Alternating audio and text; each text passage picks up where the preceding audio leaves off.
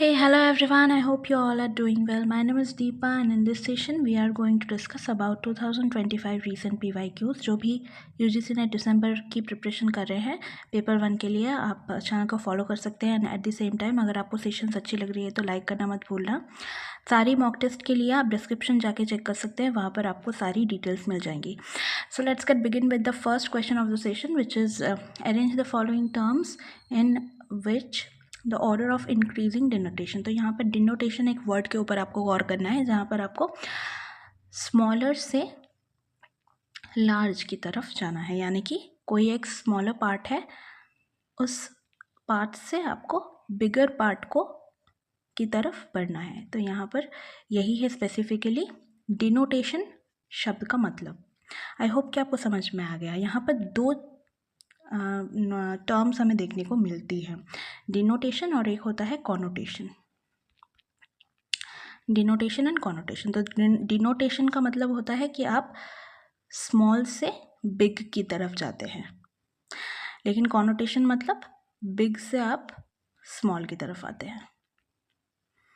बात समझ में आ गई है hope.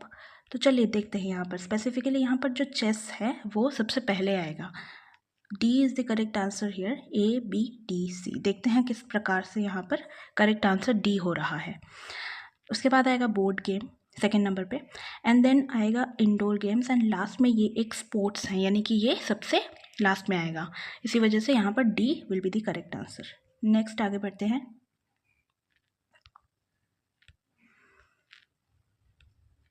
All right, so next question is in dash each communicating device is connected with every other device in computer network। तो यहाँ पर आपको कुछ टोपोलॉजीज दिया गया है, स्टार टोपोलॉजी, मेस टोपोलॉजी, बस टोपोलॉजी एंड रिंग टोपोलॉजी। तो इन सारे ही टोपोलॉजीज़ को आपको पता होना चाहिए।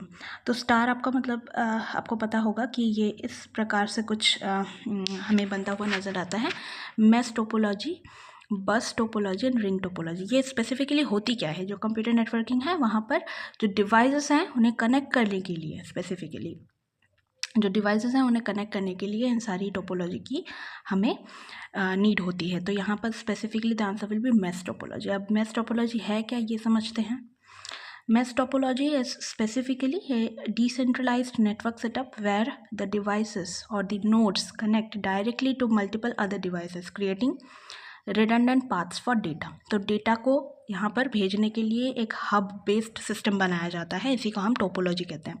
तो ज़्यादा जानकारी यहाँ पर हमें नहीं चाहिए, बस मेश टोपोलॉजी क्या है ये आपको समझ में आना चाहिए, क्योंकि यहाँ से क्वेश्चन पूछा गया है। ये कुछ कॉमन नेटवर्क सिस्टम्स हैं, नेटवर्किंग टोपोलॉजीज़ हैं।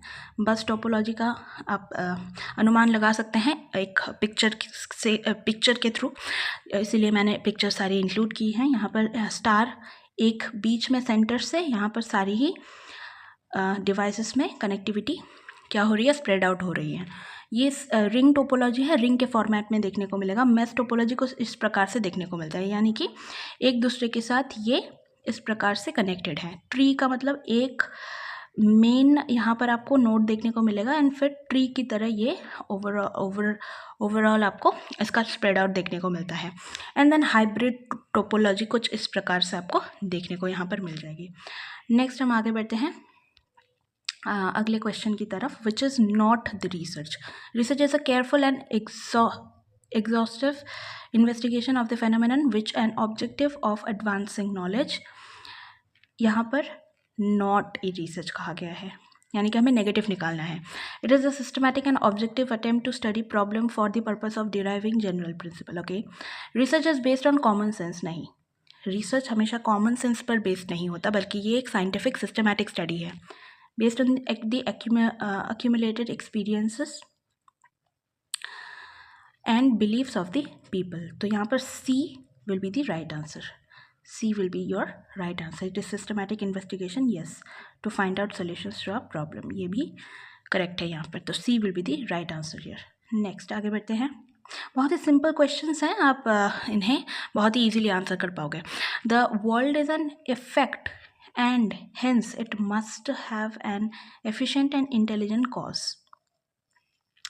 That efficient and intelligent cause is God, which means of knowledge is used in this argument as per the classical Indian school of logic, यानी कि न्याय. Classical Indian school of logic को हम क्या कहते हैं? न्याय. तो यहाँ पर specifically the answer will B inference. ठीक है, परसेप्शन, इन्फरेंस, ये सारी ही कुछ टर्मिनोलॉजीज हैं जो कि हमें स्पेसिफिकली कहाँ देखने को मिलती हैं? न्याय फिलोसॉफी में देखने को मिलती है. Perception, these are the parts. Analogy, analogy का मतलब है एक दूसरे के साथ, अगर ये ए है एंड ये बी है तो इनमें आपस में आप तुलना करते हैं, या फिर इन्हें आप क्या करते हैं? एनालॉजी के थ्रू डिस्क्राइब करने की कोशिश करते हैं एंड कंपेयर करते हैं.